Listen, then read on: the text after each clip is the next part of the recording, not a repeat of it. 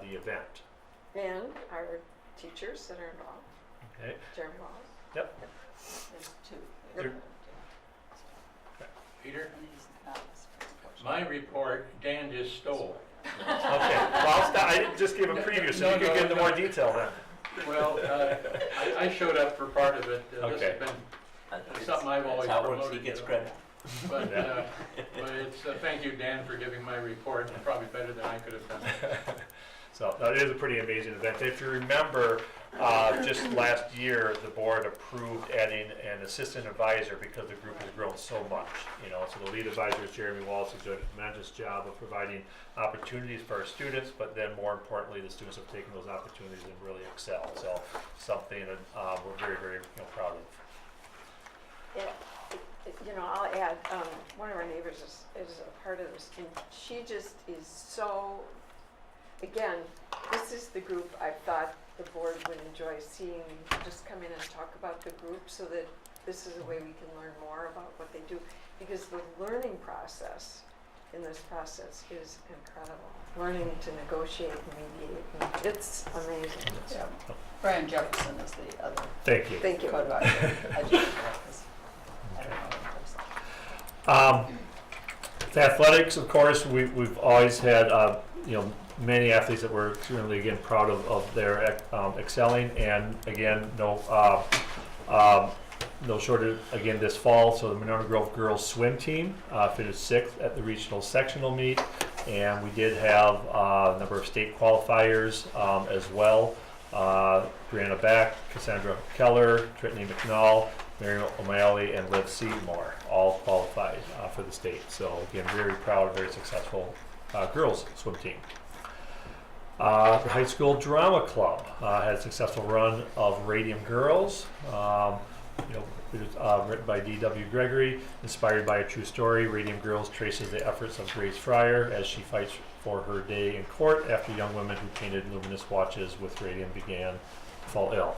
Our board member Jeff Simpson did a shout out to the group and about the play as well, and again another really fine performance by our kids. They didn't make state this year, unfortunately. We blame that on Waukesha Catholics. Their stage was about a third of our stage, and we had a set that fit our stage. So they had to do some quick, and the judges didn't like that. So. Right.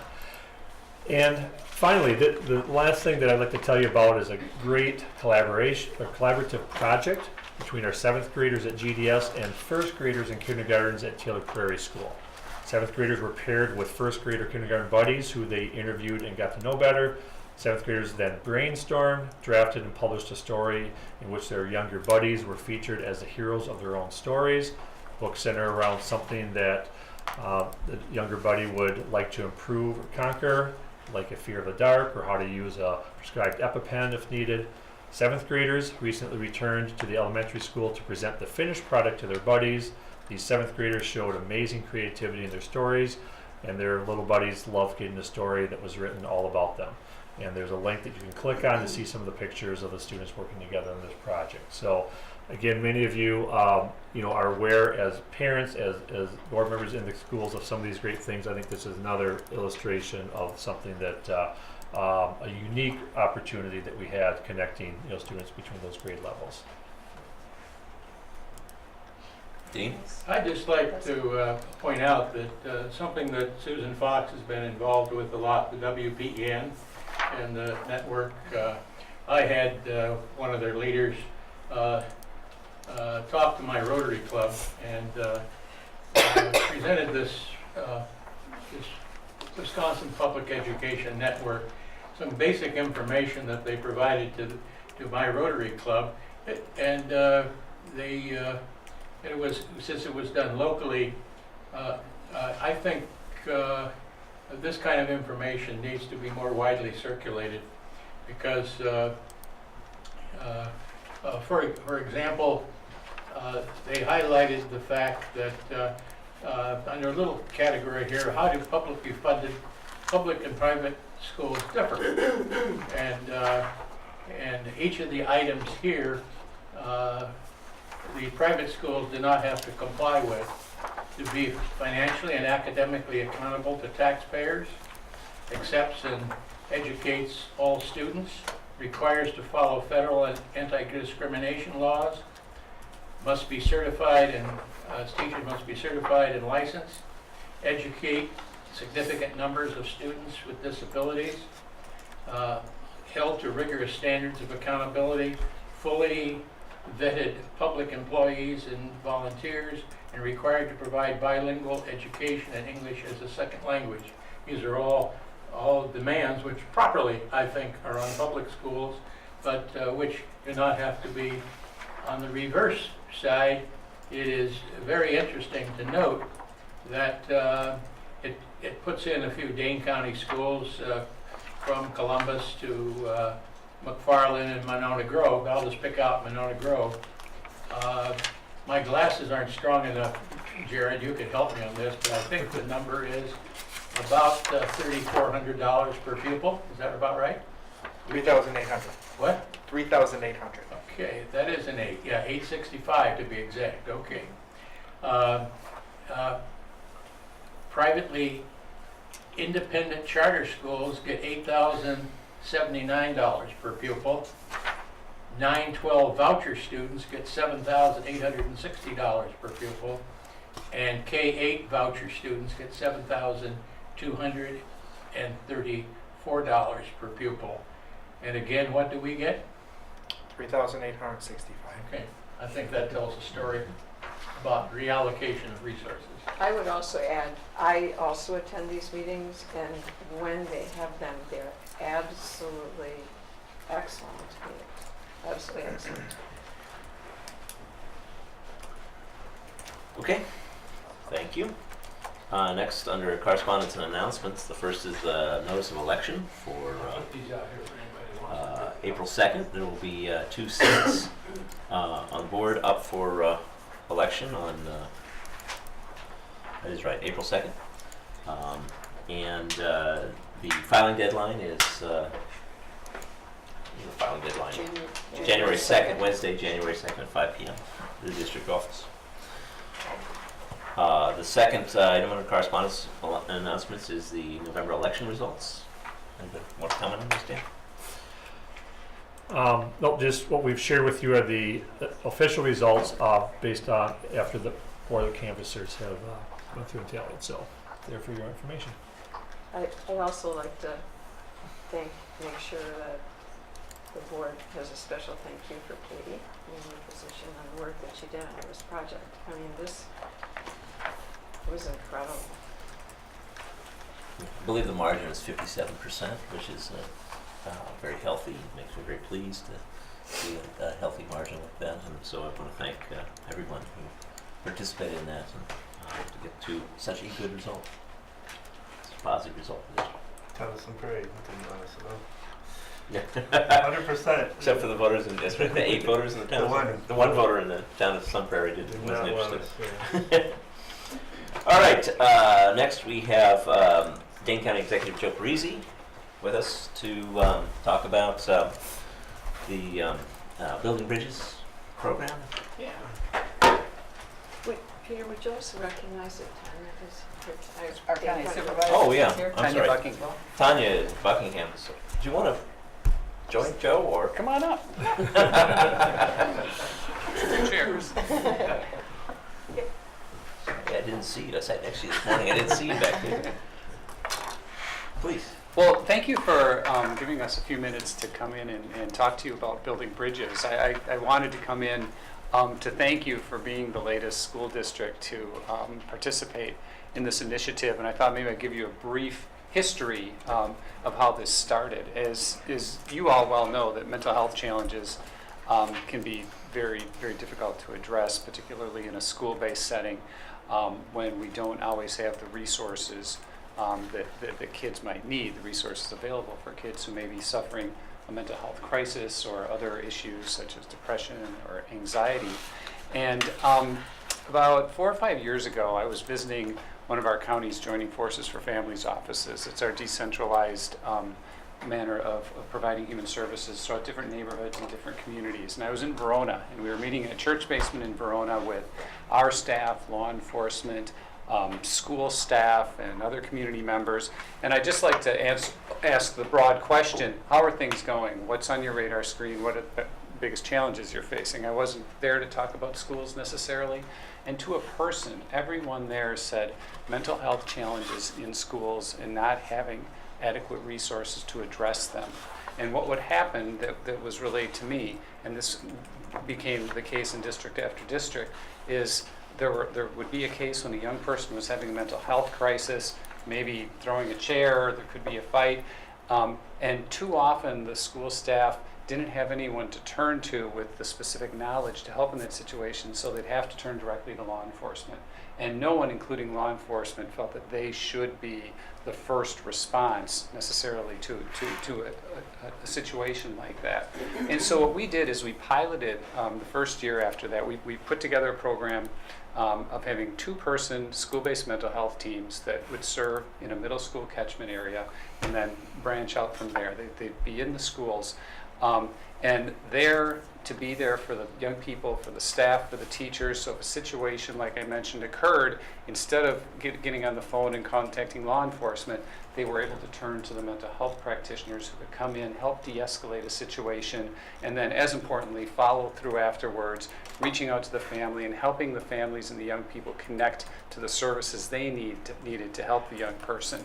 And then beyond that, I think the optimal situation is before a crisis happens, to have professionals who are available to help staff recognize maybe a young person is showing signs of depression or anxiety, or might, something that might appear on the surface to be someone acting out could really be a deeper challenge. And so when they're in the schools, they can work with the staff, they can reach out to the young people and their families and get them connected. Our pilot was as successful as one could be. We spoke to teachers, spoke to school staff, and everybody wanted it. Everybody wanted more. So what we've been doing is slowly ramping up over the past few years. The way it's funded, we have a partnership with Catholic Charities, and they provide the staff people. In the city of Madison, it's one county person and one Madison Public School staff person. The rest of the districts, it's the Catholic Charities folks. And we pay, the county pays for half the team, and the school district pays for half, as you know.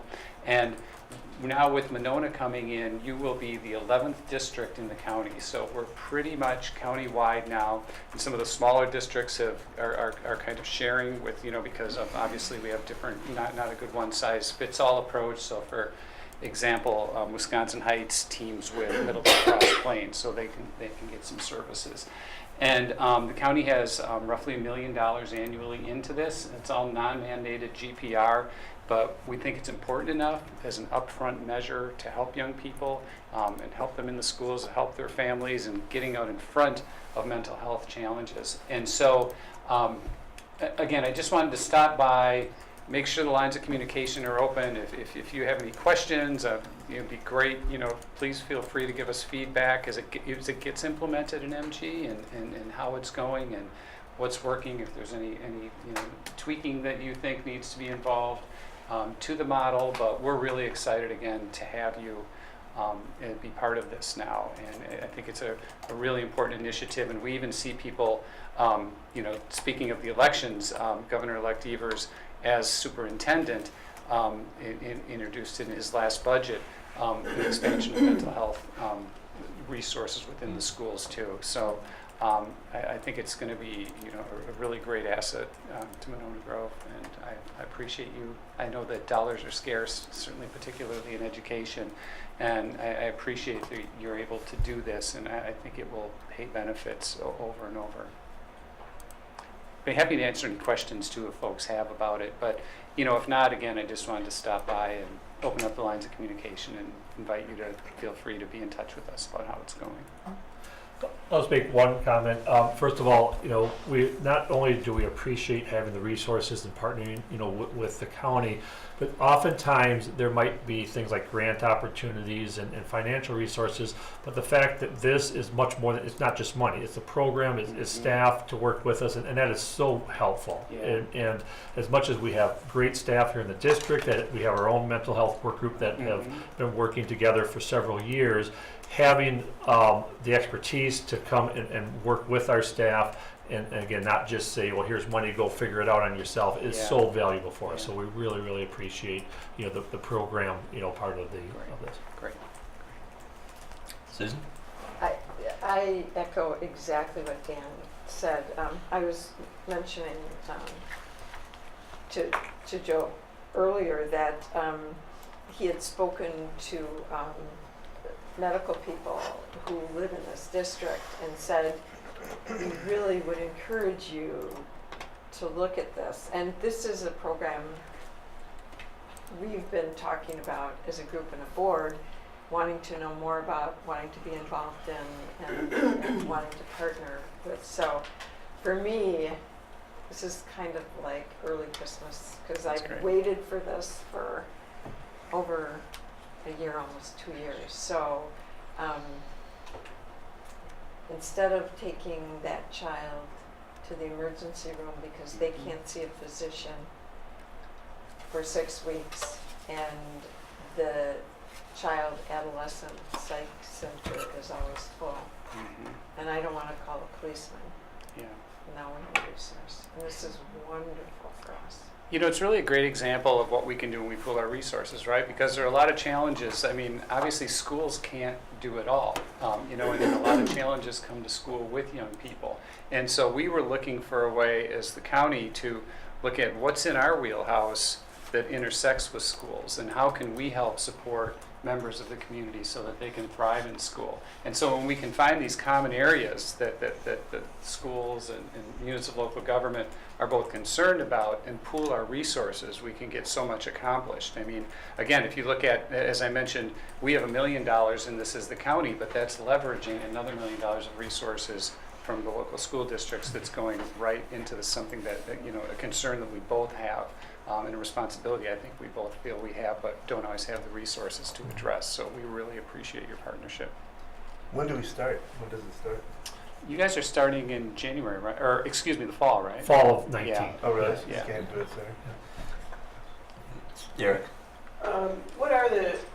What is the long-term outcome as far as resources for programs like this look like at the county level, and maybe getting possibly some more state funding to support these types of projects? It's certainly one of the issues that we will be forwarding to the new administration that we think is a great area, because we know they share a lot of the similar concerns. Obviously it depends, I don't know what their resource situation is going to look like.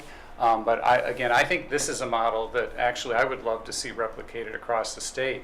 And as you mentioned, it's kind of plug and play ready, right? Because we've honed this model, we have it down, we have the teams who can go in and plug in and work with the districts. And the nice thing about a partnership like this, where it's county funding, or if we can get the state interested in something like this too, is unlike grants, it's, this funding should continue. It shouldn't be something that, sometimes you write a grant for a great program and 5 years later the money goes away and you maybe can find money to keep it going, or you have to disband it. And so the consistency that we should be able to offer with this, because it's built into the base, is something that I think is really important with it too. So as a county, you foresee this as an ongoing? Yes, absolutely. We're very committed to this as a top priority. I think it's really important for a lot of different areas, but specifically for some of the students in the opportunity gap that usually have typically a lot of mental health issues Yeah. in the schools. Yeah. This could be one of those resources that might help. Absolutely, because a lot of young people are experiencing a lot of trauma that at levels, and I'm sure you're seeing this in the schools too, that we didn't before. I didn't see before. I mean, I think we're recognizing it more, but I think we're also seeing more of it, and particularly trauma that's the result of poverty and violence in various situations. So yeah, I think it's a really key component in that area too. Dean? I would echo this, and I'd also say that I think that many of the expulsions and high-profile types of things,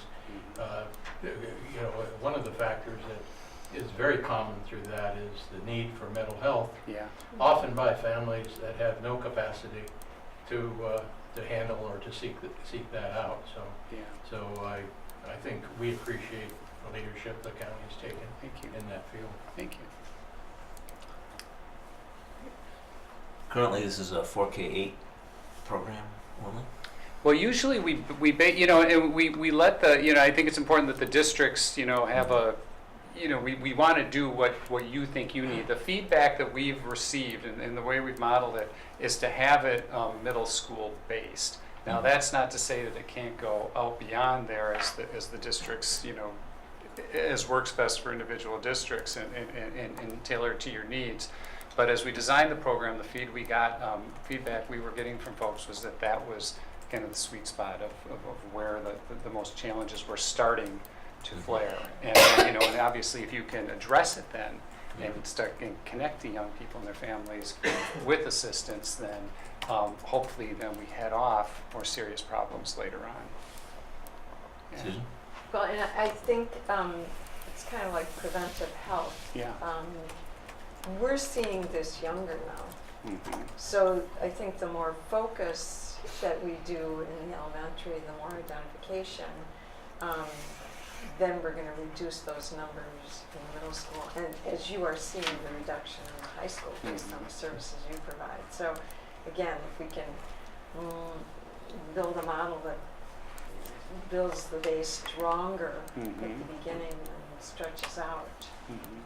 Yeah, and that's We the type do of this. feedback, we would like to have as time goes on and the conversation we should have, because I think this should be kind of a fluid model. I mean, there's the model that works, but if we see that, okay, do we need to do more of an emphasis earlier or in a different way, I think we need to keep that conversation going, because it is still relatively new. It's just a few years old. And we're learning as we go, and if there are adjustments to be made to make it even more effective, I think we certainly should Well, talk and I about think- that. I think that we might find that goes to the identification issue, and that is what we routinely do in the school setting is wait until it's kind of a blow-up piece. Yeah, And often, as parents, we see that that's been a pattern, but we didn't respond together with the school and the parents until the blow-up piece. So it's like finding the pre-diabetic condition before they have diabetes and you have to amputate the leg. If we can see it here, again, the preventive piece. Yeah, I mean, you look at depression, anxiety. It could certainly be mistaken for, again, bad behavior or someone something else. And so the more professionals we can have involved who can spot that and help young people early on, the better. Great. All right. Thank you. Well, thank Very you good. so much Thank for you. taking And the I time. do want to Appreciate thank you it. for seeing this issue and getting out in front of it, to working on this issue in a systematic way. It's been a concern for a long time. Yeah. And about resources haven't been there, so I really appreciate the work you've done to Well, thanks. get us to this place. And the So thank you. leadership we needed. Thank you. Yeah, Thank thank you. you very much. Appreciate it very The much. reality is, we don't have the resources, but the real reality is, those are our kids anyway. We have to Yeah. work with them, Yeah. with or without resources. So, Yeah. so it's great that we're. Yeah, and it's kind of the art of the possible, right? Right. You look at what can we do. You're taking a real project-based approach. Okay, here's a challenge. What can we put together? It might not solve every problem in the world, but we can really make a difference in this area, Right. and it can be built upon if ever the resources That's are what there. sets us apart. Is our doors are open to every kid in our district, and Yeah, we welcome them all in, and hopefully we can reach them all. yeah. It's good to have you back in Monona since you It's were. good to be back in Monona. Yeah. I'm never too far from Monona, but I haven't represented it in a few years. It's been But- down here a lot, I think. In quite a while, have you? Yeah, Sand and shoes. I think it's been about 7-8 years. Yeah. That was good. All right. Thank you again. Thank you very much. Thank you. Take care. You bet. Okay, that takes us to the superintendent's report. Okay, first of all, just briefly, just wanted to make note on the recent DPI district and school report cards that, as you know, came out publicly on Tuesday. You received a memo earlier in the week, from our director of instruction, Lisa Height. And so I just wanted to just point out one particular piece to kind of draw your attention to this, this year's reports. Teaching, Learning, and Equity Committee had a little bit of discussion at the last meeting, about student data.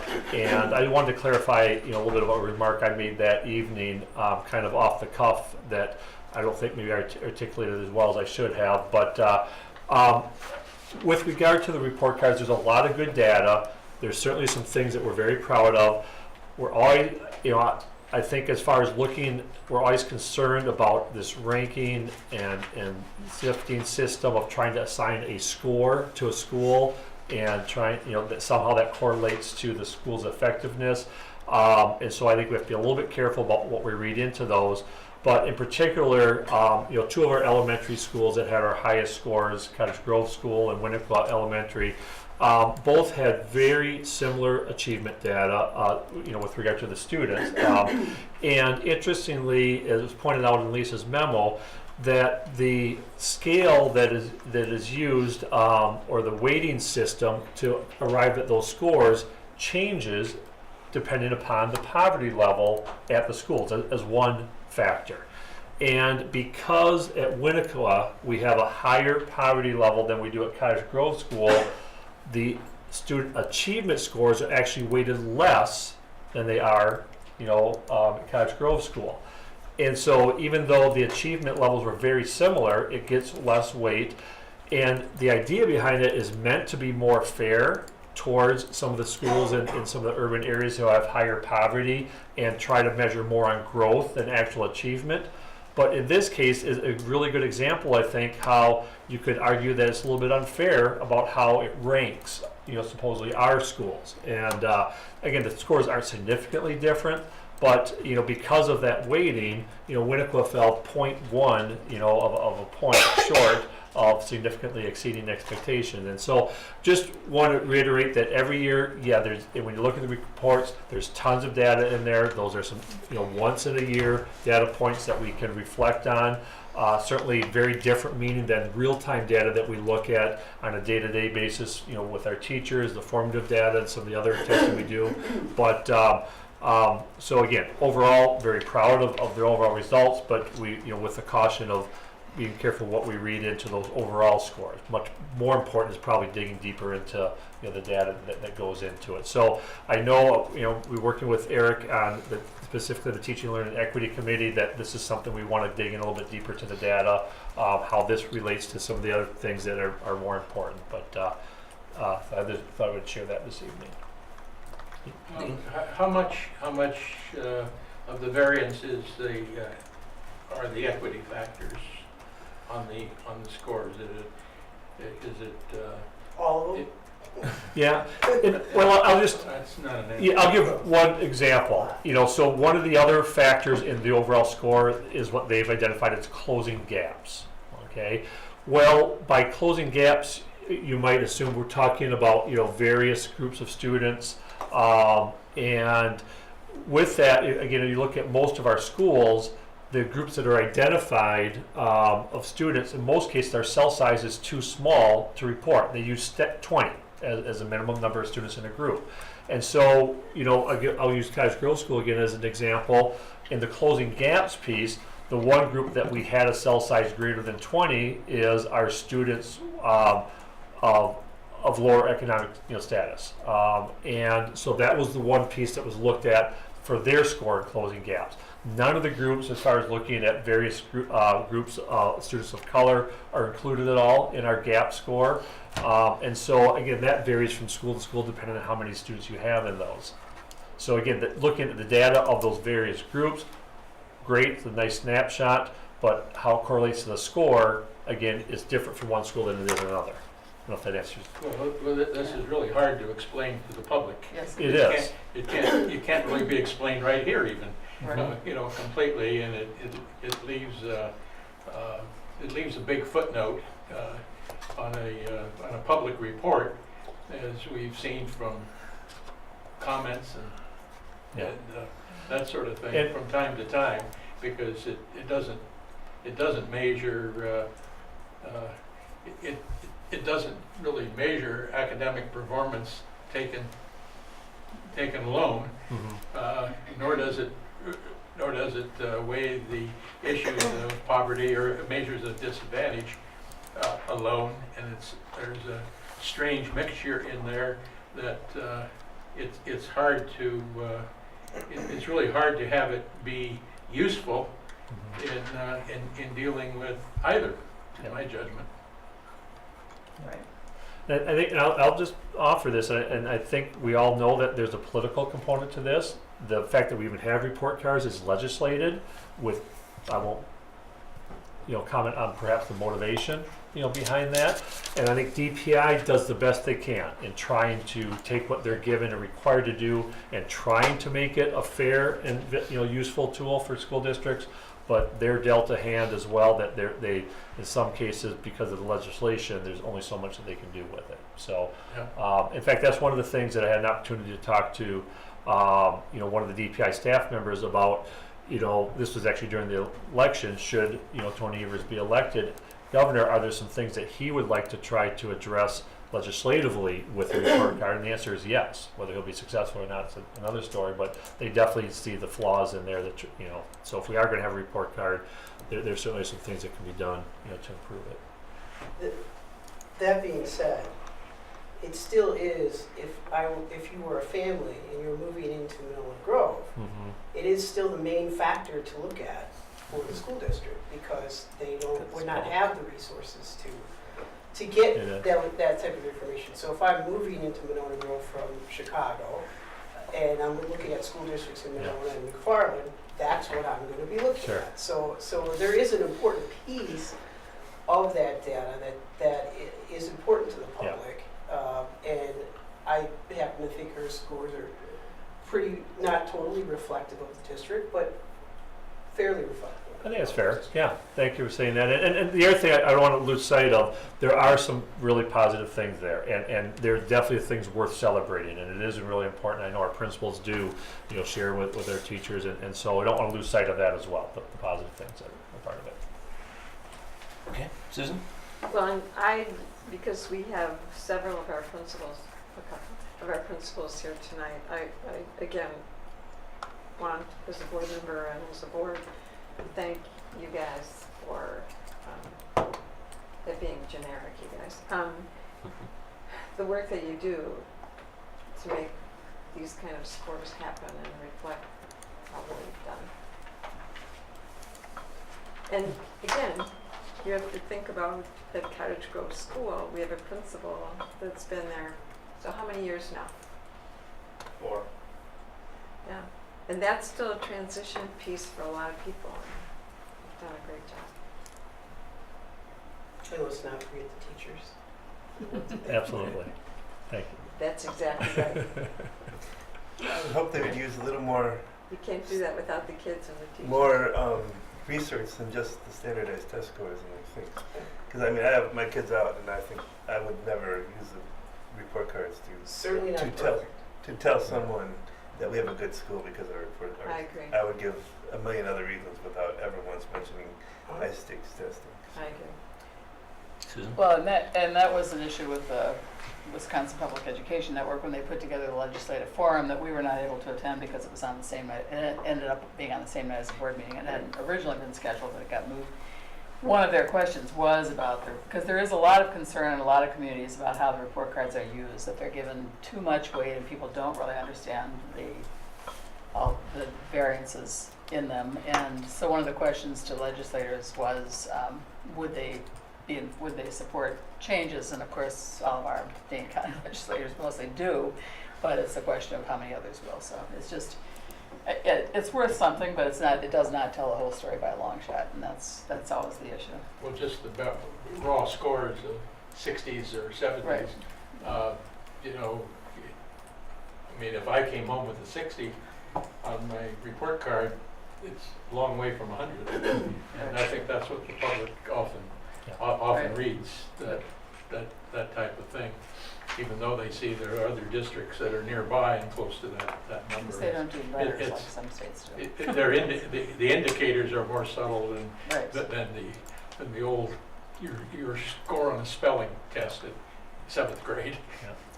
One final point I'll just mention, and I think Lisa also mentioned in her memo, on a positive note, if you recall, we went through a few years where the state was consistently changing the test that we're Right. using, and so there are a lot of misunderstandings and trying to compare data from one year to another. At least now we've had 3 years in a row with the same Florida exam. So looking back for 3 years, at least there's some semblance of consistency there. But that one was a challenge before as well.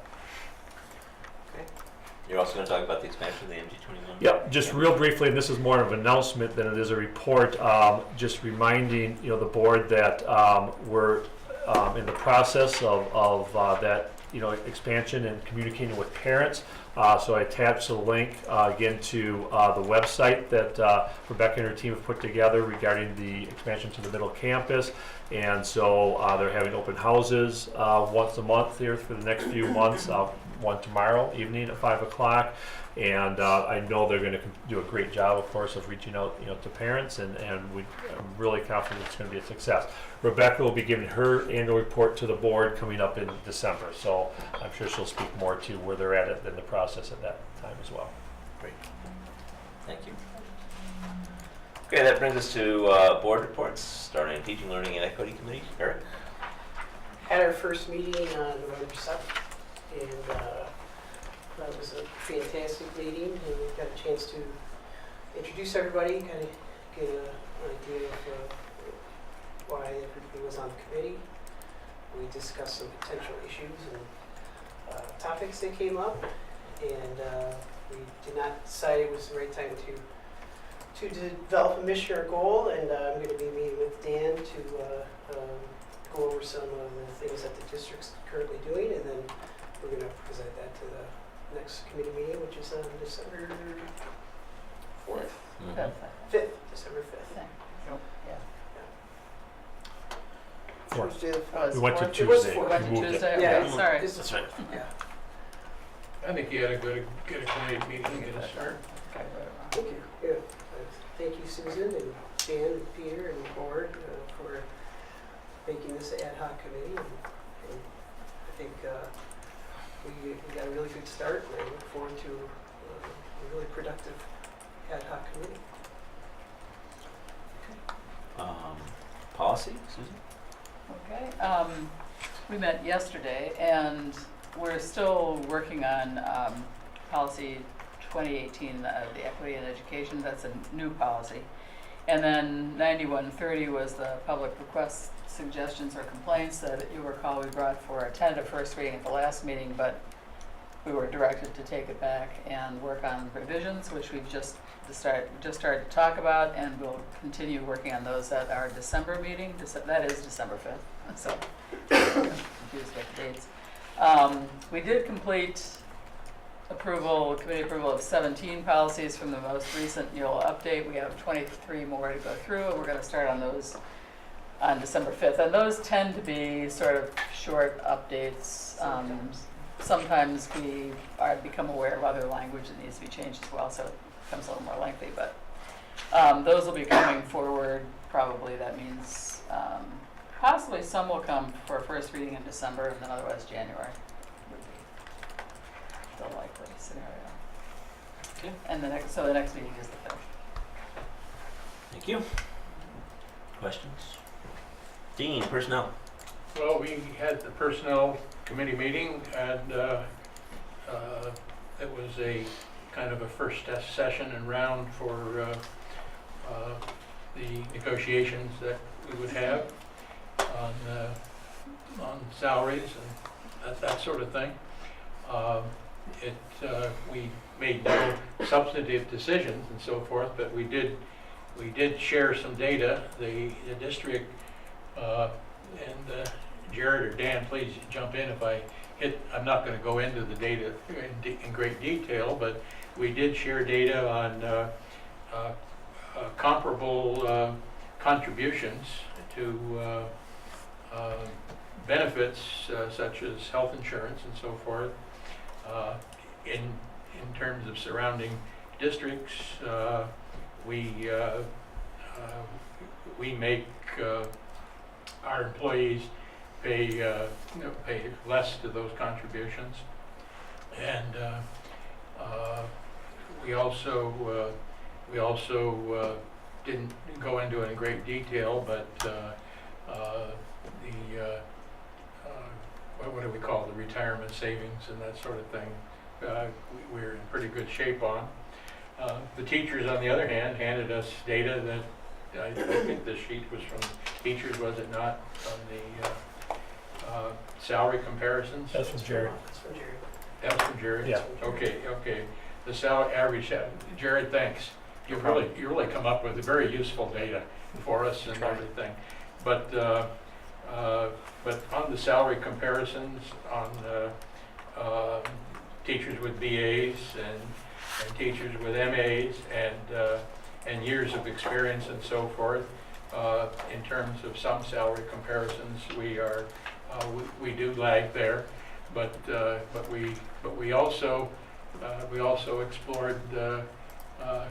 I think we left the meeting saying, how are we doing on compensation? Because how are we doing on benefit types of things? And we do very well compared to other districts. And but in terms of some salary comparisons, we lag some other districts. So we're going to have to address those and come up with a solution that will get us through another year, and hopefully we can continue to attract and retain.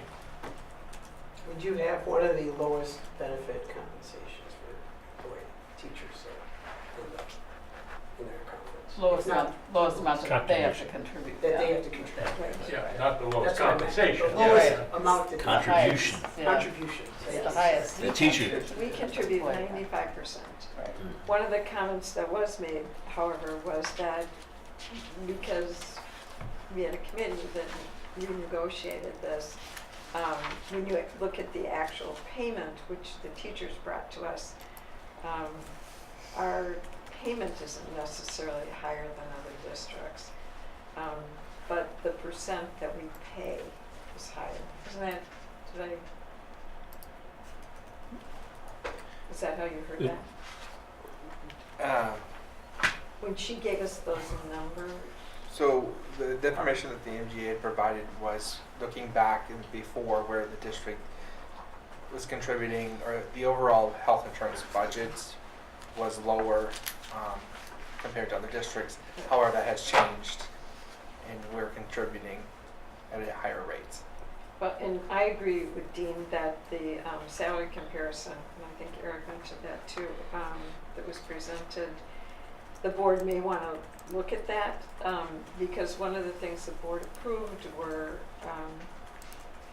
10-year and 15-year structured salary levels based on the budget. And this document actually speaks to 10 years and 15 years experience. So it's a helpful document if you want to look at that. There's a number of variables we have to deal with, and it's the value of one of the issues raised is the value of a master's degree. Not all districts. We are now many of our teachers paid for their master's degree, but our teacher compensation plan that the district pays 50% of an approved master's program. So that's to some extent a benefit for those who do not have a master's, but it doesn't serve as a compensation to those who may already come with a master's and so forth. So there's a lot of mix and variables, and I'm not so sure they all can be solved with one equation. We're also going to further study what other districts, whether or not they have Okay. Yeah. an amount for the MA. Okay. Yeah. All right, that takes us to possible action items. Starting item 1, which is the deletion of policy 5780, revision of policy 8330 and policy 9250. This is the second reading of those policies, and we may approve them, the proposed motions tonight, if we so choose. We saw these at our last meeting. I don't think there was much discussion about these particular policies. Do you want to comment? Anybody want to comment about them before we move on? No, we are still, and the one We did that talk we're still about working on is pulled out. Is pulled out, yeah. And then, so this is to delete 5780, and then parts of that one are going into the next two, but otherwise, there's no change. And we did not change the language in 9250 because it is statutory, and we felt like it's nuanced enough that we didn't want to get into trying to mess with the language. And I did check on that. Yeah. There are other districts who refer to it as guardianship and don't put founding competent in the state. Madison being one. What we usually do in policy is when it's statutory, we try and use the statutory language, and it's defined by statute, so that's why we stay consistent with what we have. No need to do that, though. All right, I'd ask for a motion for approval of deletion of policy 5780, revision of policy 8330, and policy 9250 As presented. as presented. So moved. Removed. Is there a second? Second. Moved and seconded. Discussion? Hearing none. All in favor? All opposed? Nay. Motion carries. You can read 50 policies in one. Okay. Next, we have the bid for demolition of buildings on the property located at 5316 Monona Drive. Okay, Jared's done all the legwork on this, so I'll let him present. All right, so administration is asking to accept the bid from Snyder Excavating and Paving for the demolition of our residential property that is located at the corner of Monona Drive and Cold Spring. Cold Spring. Thank you. All of a sudden, I was like, oh shoot, no, that's where I live. Near the high school. Okay. So, if you recall, the original long-range facility committee had studied, and we looked at all of our additional property that the district owned, and the recommendation was to either sell or dispose of property. The district has actually been working through this process for a very long time, actually prior to my arrival in the district. I believe if you look at the staff report that I attached to here from the City of Madison, it looks like the first indication with the City of Madison was back in 2005. However, we've owned the property prior to that.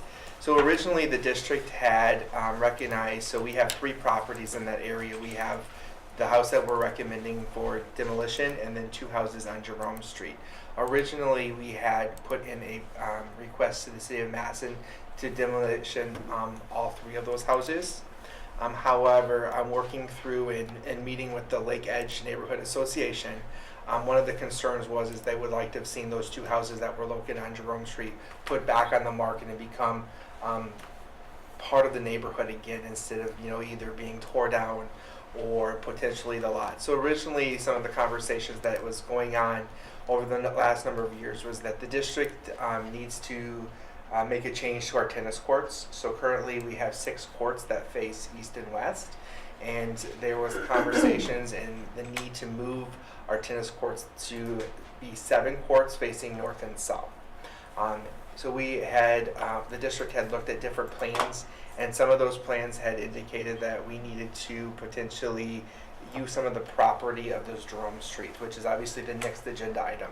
So what we did is, based on the feedback from the Lake Edge Neighborhood Association, the district decided to pull the 2 demolition permits for the Jerome Street homes and only proceed with the Monona Drive house. So at the August 20th Planning Commission for the City of Madison, it was approved for the district to move forward with that, with no necessarily plan to what we would replace there other than turning that into green space at that point. So if the district ever wanted to move forward with potentially reconfiguring the tennis courts, we would go back to the planning commission, work with the Lake Edge Neighborhood Association to come up with a plan. So this is what we're asking is to approve the bid from Snyder's. We did send out the letter, the requirements from the city of Madison, and we received 3 bids back. Snyder's was our lowest bid. In addition to that, they will do pretty much everything from A to Z with this requirement with the city of Madison, along with them being located in Cottage Grove. Dean? With, if the houses on Jerome Street stay as they are, say permanently, is there enough space to reconfigure the tennis courts towards Monona Drive? Let's talk about that on the next agenda item, and that's what we'll talk about. That's noticed next on the agenda, if we can talk about the Go. approval of the demolition. I can't know that in voting for this then. Okay. I mean, short story is, we don't need to take additional property from the Jerome Street houses. And I will add, this house does need to be demolished to even consider moving tennis courts. Okay. So this would be the first step. I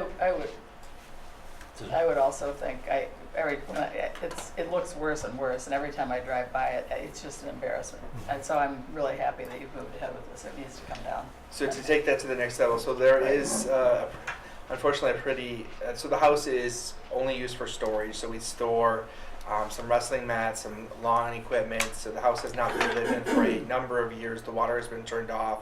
Unfortunately, there has been some wild animals that have decided to make that the residence.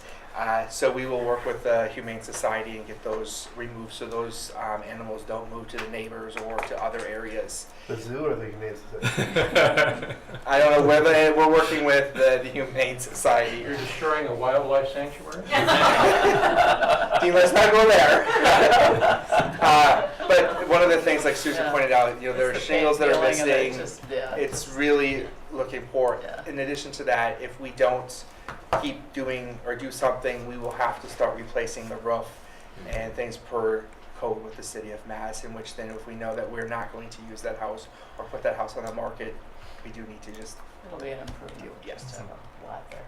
What is the address of the house? the house It's is at 4316. Yeah. Monona Drive? Mm. Yes. Is it the yellow house? Yes. Yes. Okay. So it's right on the corner. Yeah. Got green shutters?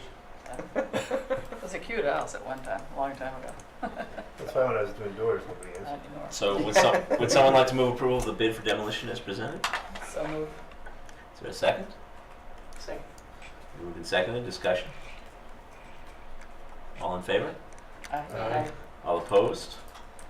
Motion carries. When will this occur? So we will contact Schneider tomorrow. It will take them approximately 2 weeks to get through all the paperwork with the city of Madison. We do hope that it's done before the first of the year, at least getting the house down and the hole filled in. Depending on weather, we might not be able to complete like the curb replacement and stuff like that until the spring. But we should see something here within the next couple, at least the They're next going to month. replace the curb cut? Yeah, per That's my requirement. parking space Well. during graduation. No more of that. But the wildlife will have to flee to other quarters then. so- Well, we're going to help them find safer locations. Okay. So, just Go back. a quick question. With it being so full of asbestos and sticking our wrestling mats in there, is that the safest thing to do? Well, I'm not saying that's the safest or not the safest thing. It's no longer going to be an option for us to do that. Asbestos is not a problem until it's disturbed. Right. Yeah, I'm sure it's not disturbed in that nice house. Right. When we start tearing things down, That's that's when when you have a problem. the pores become airborne, and it's, So our friends out in the wild are leaving with the asbestos as a... I think beyond the asbestos, I think just the natural feces and stuff like that would be more of a health issue Okay. concern. One way or another, our wrestlers are getting it. Okay. Next is the future use of district properties located at on Jerome Street. It's 4217 and 4221. So this is somewhat of an extension to what we had just talked about. So on here is a PowerPoint of surplus properties that I did give back to the board on December of 2017.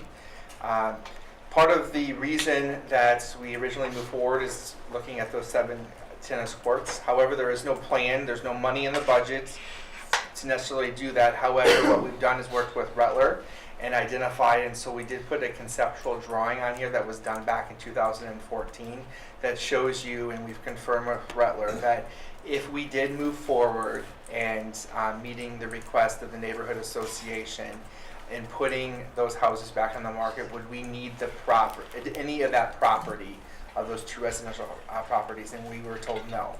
Part of the reason that originally that was something that we were looking at is part of the original plan was putting a storage shed in that area, which would have pushed the tennis courts farther onto the residential property. We have removed the storage unit concept from there. We'll obviously look through that. In addition to that, we believe there was a lot of different uphill battle to try to put a storage unit on there in addition to having the tennis courts. So the conceptual plan here is just a conceptual plan. There's no plans to start changing the tennis courts. Obviously, that would be something that the board would have to go through. We would work through the planning commission. So what we are recommending is being able to move forward and putting those 2 properties on Jerome Street back on the market as is, and do similar to what we've just done with the Damascus Trail properties, is we would issue an RFP as is, see what we receive for individuals. If that ends up not receiving any bites or offers, then we would look at possibly hiring a realtor to market that on our behalf. So with the goal of that, we are disposing of them by this spring. Question. Dean? If I recall, as chair of the first facilities committee, which I think looked at this at that time, is that there was a proposal, which you talked about in the tennis courts, to move their configuration. And that required some land space on the Jerome Street property to do that. Is that correct? So yes, one of the conceptual plans included that, but that included a storage shed that would have sort of been placed where the Monona Drive house was, which was then pushing the entire tennis courts back. But by removing that storage shed area, it allows us to move the tennis courts closer to Monona Drive and to meet the setbacks by the city of Madison. Along with those properties, then we do not need So the the added space would come towards Monona Drive rather than towards Jerome Street, if and when that would ever happen. Correct. Yeah, And just as an aside, one of the things that, at least in a couple of, on the second facilities committee, at least in the meetings that I attended or in their reports, I did not see any recommendations for storage, which I recall was one of the concerns, not central, but one of the concerns in the first report. Have we solved that problem?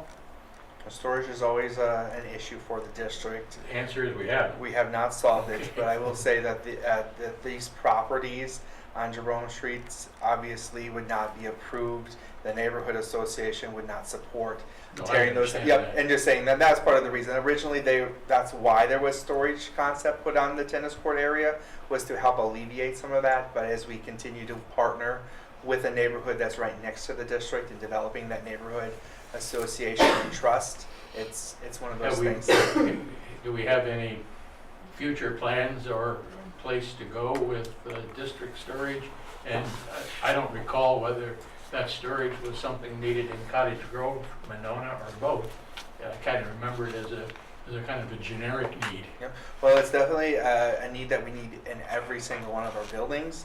However, there are some district-wide requirements of storing desks and equipment that way, but definitely at the high school alone, we do need storage there. Specifically when we talk about, the drama club is storing their costumes and stuff over here in a Nichols classroom, which obviously as we expand MG21, that storage is being removed. So definitely every building has a storage need.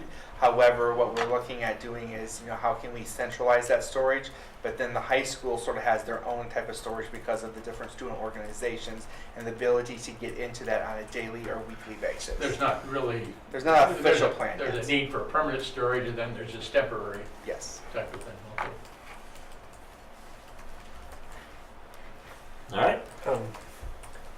If we are negotiating with the neighborhood association as a partnership, I would hope that if we were doing what they would like us to do and get rid of those two, continue to keep those as housing, that they would also give a little, and get rid of those stupid fences that tell our kids you're not welcome in our city. And I think those were put up a long time ago, and I think they should have been done a long time ago, and I would love to see that revisited. We can definitely have conversations with them.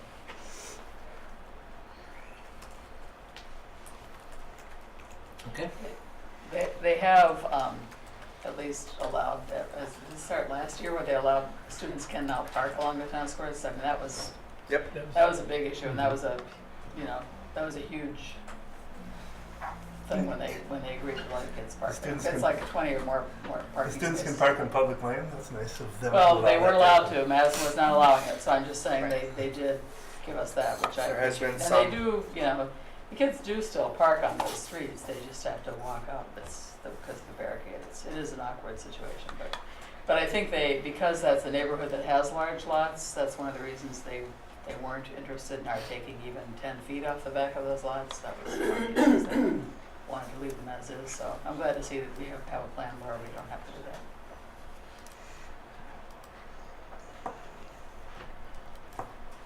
So I'm gonna- Okay. Okay. Thank you. Next item is facilities planning, where to do the successful referendum. Okay, so this will be I'm sure a standing agenda item here, in the months to come. So we had our first preliminary meeting with our colleagues at EUA and Findorf to have just an overall discussion about process and so on. And so I put in the bullet points of the things that we talked about at that meeting. And we will have them come to our December meeting where we get to very much the detail about exactly how this works, where the board's role fits in and so on, how we're going to make sure we have an opportunity for, board feedback, because there's a lot of work that needs to happen, obviously, on a regular basis as we move forward. And so timing that out, whether it be through board meetings or otherwise, to make sure we're on the same page about how we're going to work together on this. So just the one attachment that we put on following that meeting is something that you may have seen before, but it gives at least a little bit of a detail of some bullet points in this process. And so this next 2 to 4 months is, right now, the bullet points and creating those initial schematic, designs are the things that immediately that we'll work on, and we'll talk specifically at that December meeting about each of those and who would be doing what. But and in the meantime, we'll scheduling with our district team approximately every other week, meetings with the group as we move forward with this. So that's kind of the big picture piece. There's certainly some things, instead of trying to, guess what things you might want to talk about, I think we'll stop there and allow, you to either ask questions or comments, if for Jared and I, that we can either answer now or make sure that we're part of the discussions here as we move forward. Who wants to ask? Really? Nobody has a theme. The teachers have made inquiry about having teachers be a part of the design phase or Right. that sort of thing. How are you planning on that? Yeah, absolutely. So one of the things that you'll notice on here, the second bullet point in the design phase, is establishing a visionary team. And with that, absolutely, teachers will be a part of that piece.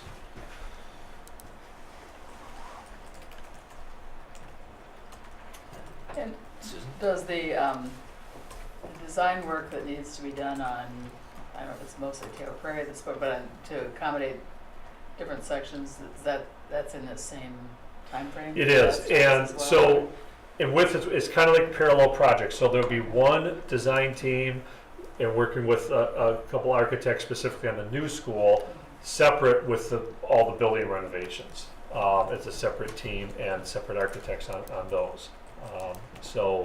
So it'll be running kind of parallel. Obviously, Jared and I will be part of both pieces, but as far as all the other folks involved with that, those will be separated out.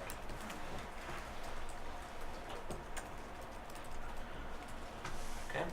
We, I assume we need to start discussions with the village and the town Yep. actually as soon as possible, understand what our responsibilities Yep. be there, so we don't have any surprises toward the end of this process. And we've already had 2 preliminary meetings with them to make sure we understand exactly the process in getting the plan design approved, through that, including with their civil engineer. So, but you're right, that will continue moving up. So essentially, when we look at the preliminary design, some of the things that we'll talk about in that December meeting that we're looking for board feedback that you can be thinking about, the initial questions as the architects just begin this process. The specifics about classrooms are where the teachers come in, of course. But overall aesthetics, things about what do you want this building to look like? Do you want it to look more traditional like our existing buildings? Do you want it to have more of a modern look? I can offer my opinion. That's something absolutely we want the board to weigh in on and to give that feedback to our architects as they, start that design phase. So those are the types of things, that we'll talk about. And then along with that, of course, after that design, these next few months, then we'll start talking about exactly the location on the land where it would be, and that's of course, where we have to work with the village, on that piece. So really, we talked about approximately February is really the time frame when that might begin those discussions. Do we have all of the information about the property we need to make those decisions, or is there additional surveying that has to be done? There is some additional, Jared, you've been involved with exactly what that is, and I think you know. Yep, so the one piece that we have remaining to get that we'll have to have completed by February, and part of that is that the reason it hasn't been done yet is because there's been other things that we have to work through. But is actually the soil boring to determine the types of foundation and footers that need to be put in for the school.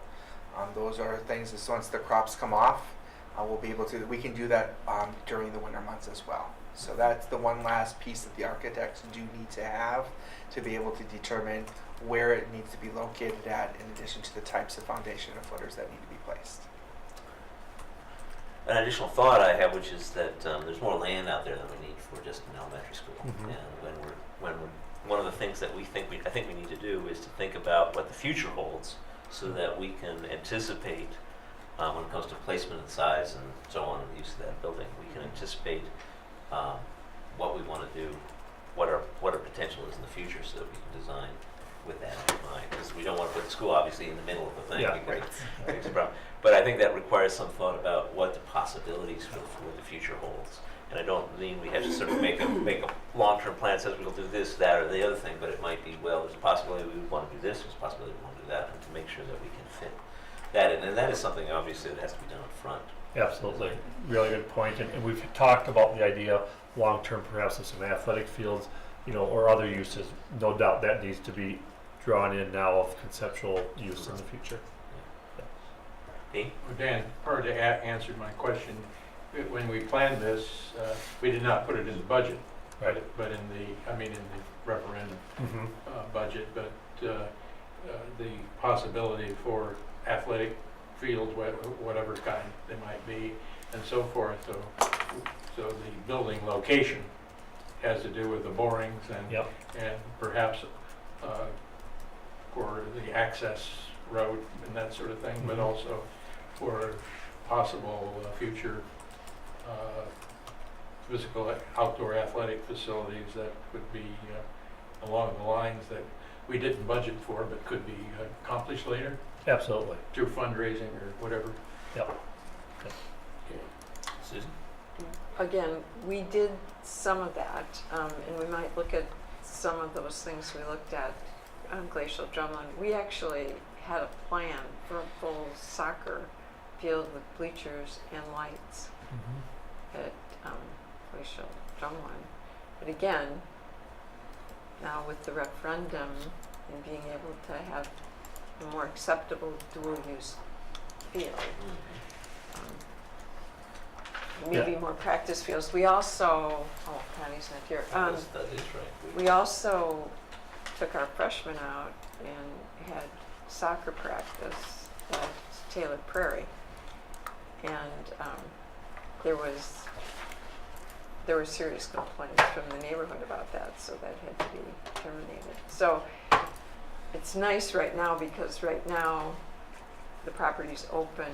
So when you look at that, think about if that were developed around us, what do we want to place there that's going to be acceptable? Because right now it just looks like open field.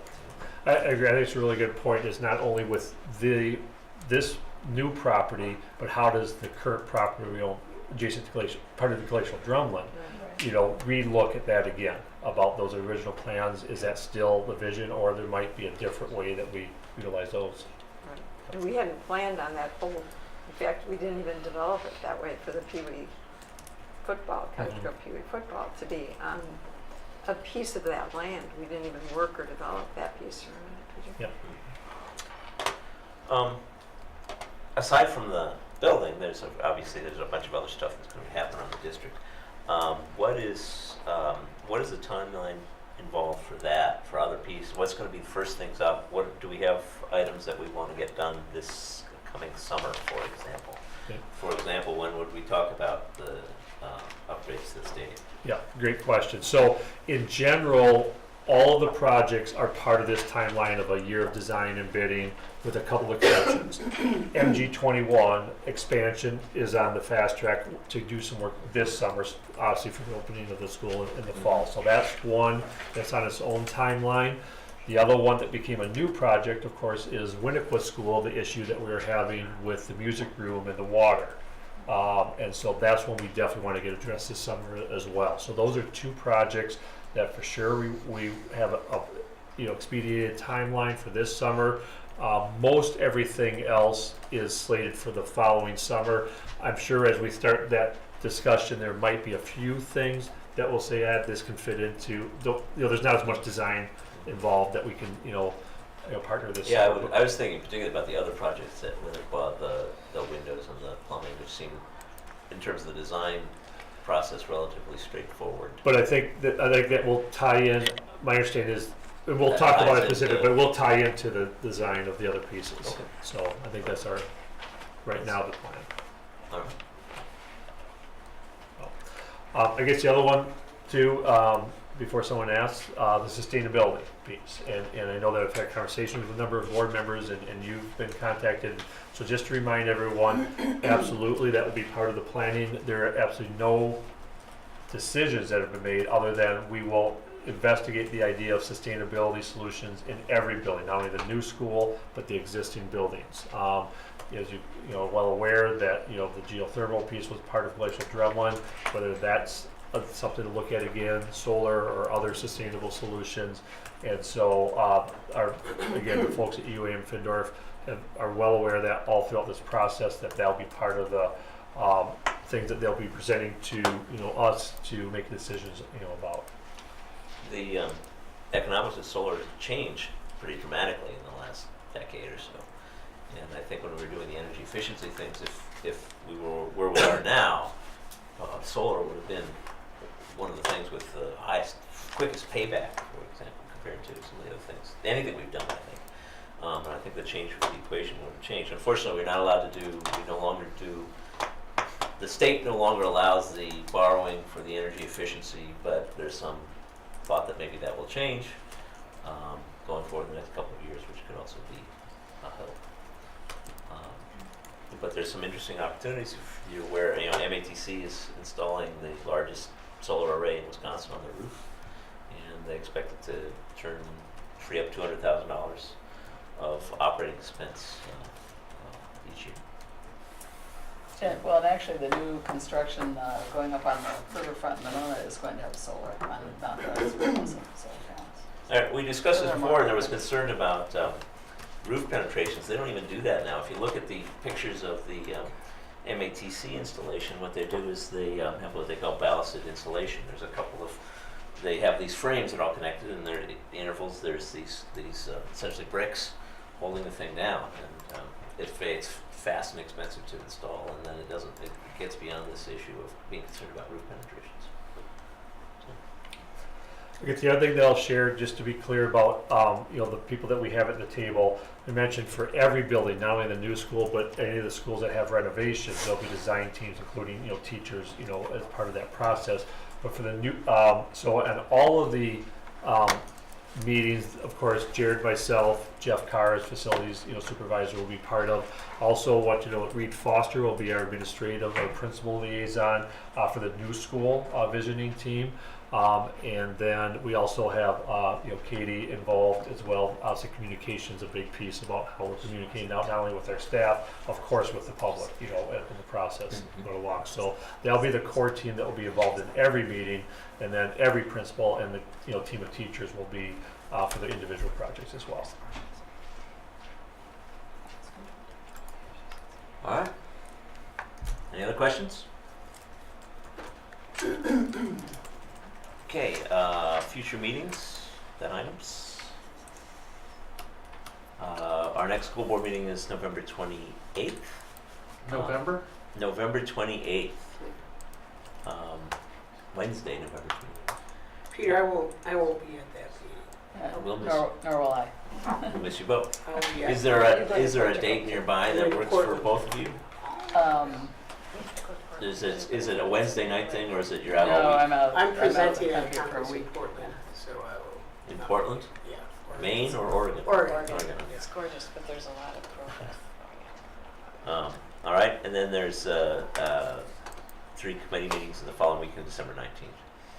What? I'm sorry, 2 committee meetings in the following week, and then the school meeting after this is the 19th. Well, So- Peter, I just want to ask again, I probably in the last 2 weeks have received requests for, again, the board to have a presentation on the advanced learning process and how that works in the current inclusive structures. I'm